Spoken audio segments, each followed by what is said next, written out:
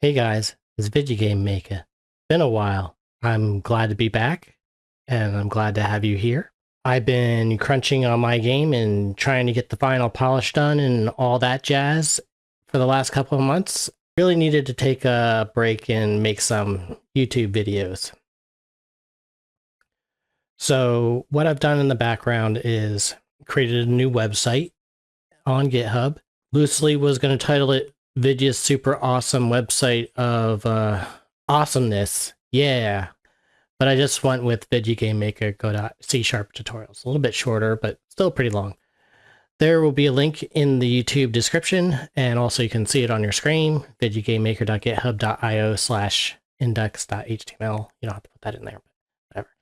And it's free, ad-free, totally free.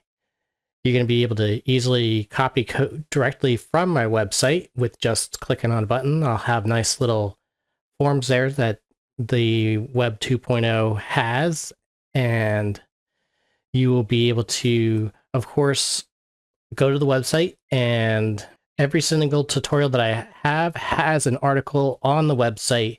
And if I felt the need to expand upon or add additional code or whatever, if there was a code snippet that I wanted you to copy in one of the tutorials, the code snippet will be in the article. Another thing is also the website lets me make tutorials or articles that I didn't feel would be a good fit for a video because it would just take me way too long to explain it over video, when it's going to be so much easier to just click on the article, such as, for example, the Go.4 VS Code and .NET installation and configuration. You can just come to this page. I got all the download links set up, as well as the configuration of VS Code, configuring Visual Studio Code as the external editor, creating a C# solution, and doing the KNR style if you want to do the KNR style with me. Another feature that the website has is it starts out with dark mode. If you don't like dark mode, you can come up to the top and just click on the little button, and then it will go to light mode, and you can be black text on white background, or click it again and you get white text on a dark background. I broke up the navigation into two sections for now. There's the standalone tutorials. So if you click on the standalone tutorials, each standalone tutorial, meaning that you don't need to view a previous tutorial to watch it. You can just watch it out of order and just go right into it.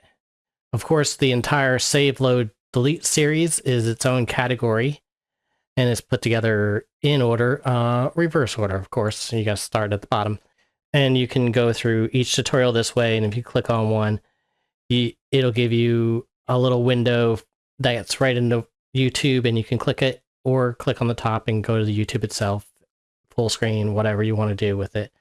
And also I have the tutorial links as well on those.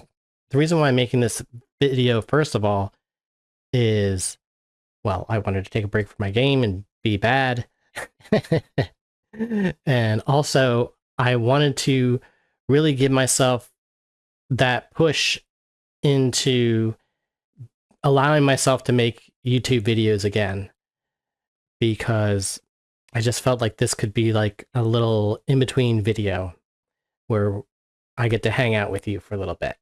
I feel like I did an okay job with the Gamebase for Go.4 and just going over the way that it works so that you understand how it works and how it's all put together and my thinking behind it. I know I didn't make a tutorial on the translation system, but it's pretty simple. I would like to make a tutorial on the translation system in the future.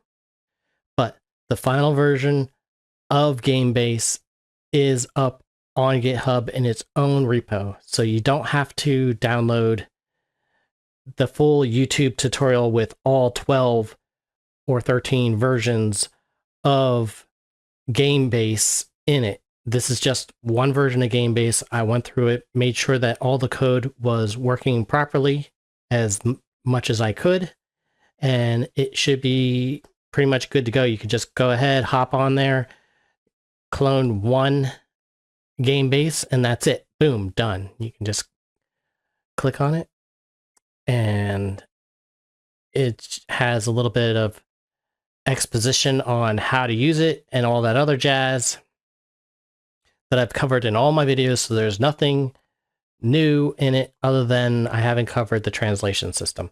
And of course, I got a link back to my GitHub website as well. So one thing that I'm really surprised about is I didn't get called out for having Notepad++ to keep me on track and on subject when talking about my videos. I kind of feel this way, and this is something that one of my business mentors said. Whether if I'm good at business or not, that's a different discussion. But one of my business mentors told me, carry a notebook and pen with you wherever you go to show that you're ready to work and serious about business. And a different business mentor told me, a business without a sign is a sign of no business. It's very, very deep. That business mentor owned a sign making shop, and I thought that was something that I'm very glad to be able to just repeat. I wanted to get away from the anime girls. I mean, I like the anime girls. I think that they're cute, and wanted to portray my persona on it. So I hired an artist and got 2 avatar pictures of Super Vidya, and there he is in all of his super glory or whatever. If it's good or not, whatever, it is what it is. And maybe I'll get some more cool avatar pictures or whatever for my videos in the future. And yeah, so thank you very much for watching my YouTube videos and just dealing with my rambling nonsense. My next tutorial that I am going to cover is for work. It's going to be creating a main screen plugin that has a whole rigmarole to it as well. But I think that the more people that I can show everything that I've learned in Godot, the better off it is. So whenever I'm assigned work, you benefit. With that said, thank you very much, and I'll catch you later.